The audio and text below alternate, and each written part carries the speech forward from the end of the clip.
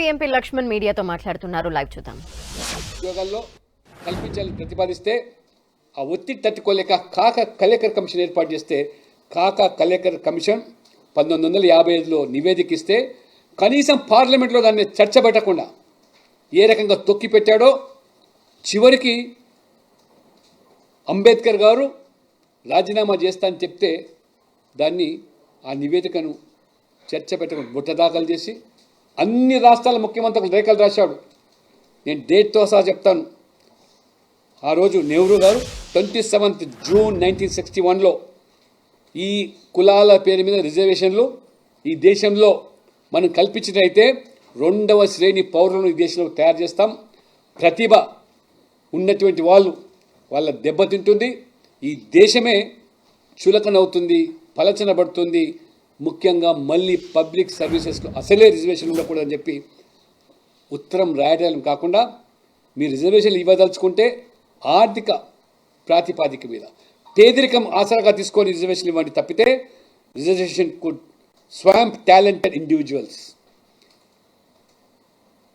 It would stifle talent and development. If you provide reservation in the name of caste, this is the wordings. Letter written by the then Prime Minister Nehru to all the chief ministers of the country. ఆ తర్వాత mandal commission VP Singh గారు తీసుకొస్తే కనీసం దాని మీద చర్చ పెట్టకుండా ఇందిరాగాంధీ గారు ప్రైమ్ మినిస్టర్ గారు ఏ రకంగా మొరార్జీ దేశాయ్ గారు మండల్ కమిషన్ ఏర్పాటు చేస్తే చర్చ పెట్టకుండా అధికారంలోకి వచ్చినా పక్కన పెట్టేస్తే విపి సింగ్ వచ్చి దాని మీద ప్రతిపాదిస్తే ప్రతిపక్ష నాయకుడిగా రాజీవ్ గాంధీ గారు as about tooth and nail ఈ మండల్ కమిషన్ సిఫార్సులు ఇది విపి సింగ్ గారు ఇక జాతీయవాదం చెప్పి ఇది దేశాన్ని కులం పేరు మీద విడదీస్తున్నారని చెప్పి ఏ రకంగా నిందలు మోపారు విపి సింగ్ గారిని ఆన్ రికార్డ్ పార్లమెంటులో దాదాపు గంట పైగా ఈ రిజర్వేషన్లు వ్యతిరేకిస్తూ ఆ నెహ్రూ గారి యొక్క భాష్యాన్నే ఆర్థిక ప్రాతిపాదికనే ఒక క్యాస్ట్లెస్ సొసైటీ నిర్మాణం కావాలంటే ఈ క్యాస్ట్కి తావు ఉండకూడదని చెప్పి మాట్లాడినటువంటి రాజీవ్ గాంధీ. ఈరోజు మీరు నీతులు చెప్తున్నారు రాహుల్ గాంధీ గారు.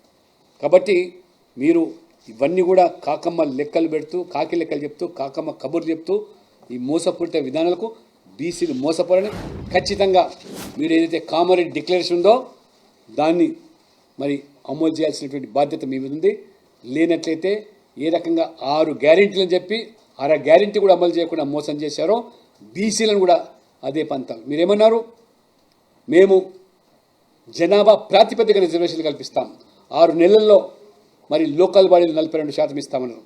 మాట తప్పారు. అంతేకాకుండా 5 సంవత్సరాల్లో 1,00,000 కోట్ల బడ్జెట్ బీసీల సంక్షేమం కోసం ఖర్చు పెట్టి ప్రతి ఏటా 20,000 అన్నారు. మన బడ్జెట్లో పెట్టినంత ప్రవేశపెట్టారు.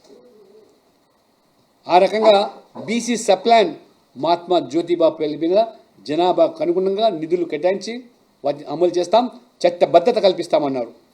42% కాంట్రాక్టుల్లో సివిల్ కాంట్రాక్ట్స్లో మెయింటెనెన్స్లో ఆ రకంగా మరి కల్పిస్తామని చెప్పి మీకు ఈ 42% బీసీలకు కల్పిస్తామని చెప్పి ఇవాళ మోసం చేసిన వైనం.